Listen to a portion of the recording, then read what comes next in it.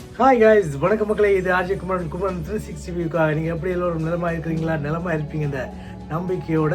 சரி, இன்றைக்கி நான் இந்த வீடியோவில் கணிக்க போகிறோம் என்றால் மில்லர் திரைப்படம் பற்றி, அதாவது திரு பாஸ்கரன் அவர்களால் தயாரிக்கப்பட இருக்கின்ற அவரது மகனை வைத்து எடுக்கப்படுகின்ற திரைப்படத்திற்கு மில்லர் என்று பெயர் வைக்கப்பட்டிருக்கிறது. இந்த மில்லர் என்ற பெயர் வைத்தது சரிதானா பிழைதானா என்று தமிழ் மக்களிடையே ஒரு சலசலப்பு போய்கொண்டிருந்தது. அதனை கண்ணுற்ற திரு பாஸ்கரன் அவர்கள், அவரது குழுமம் அந்த பெயரை மாற்றி இப்பொழுது போராட்டம் என்று மாற்றி அமைத்திருக்கின்றது.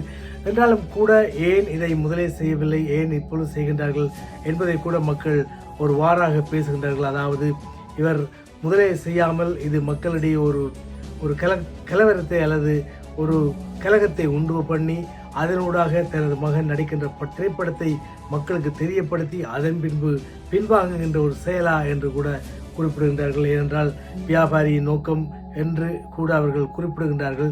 இவ்வாறாக போய்கொண்டிருக்கின்ற தருணத்தில் அவர்கள் இந்த மில்லர் என்ற திரைப்படத்தின் பெயரை மாற்றி இப்பொழுது போராட்டம் என்று வைத்திருக்கின்றார்கள். ஆனாலும் கூட கேப்டன் மில்லர் என்ற பெயரில் தமிழகத்தில் இருந்து வெளிவருகின்ற திரைப்படத்தில் அங்கே முதலே பெயர் வந்திருப்பதாகவும், அப்பொழுது நீங்கள் எல்லாம் நித்திரை கொண்டிருக்கின்றீர்களா என்ற கேள்வியும் அவரது புத்தகத்தில் குறிப்பிடப்பட்டிருக்கின்றது.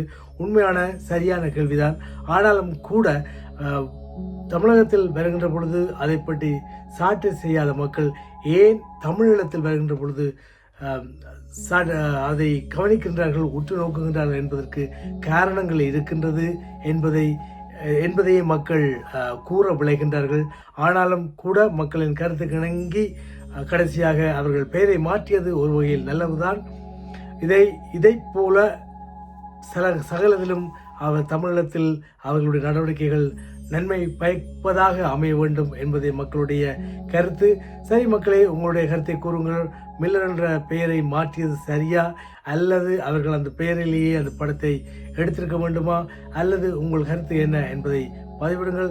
மீண்டும் ஒரு வீடியோவில் சந்திப்போம். அது வரைக்கும் லைக் பண்ணுங்க, ஷேர் பண்ணுங்க, சப்ஸ்கிரைப் பண்ண மறந்துடாதீங்க. நன்றி, வணக்கம். மீண்டும் சந்திப்போம். வாழ்க பலமுடன்.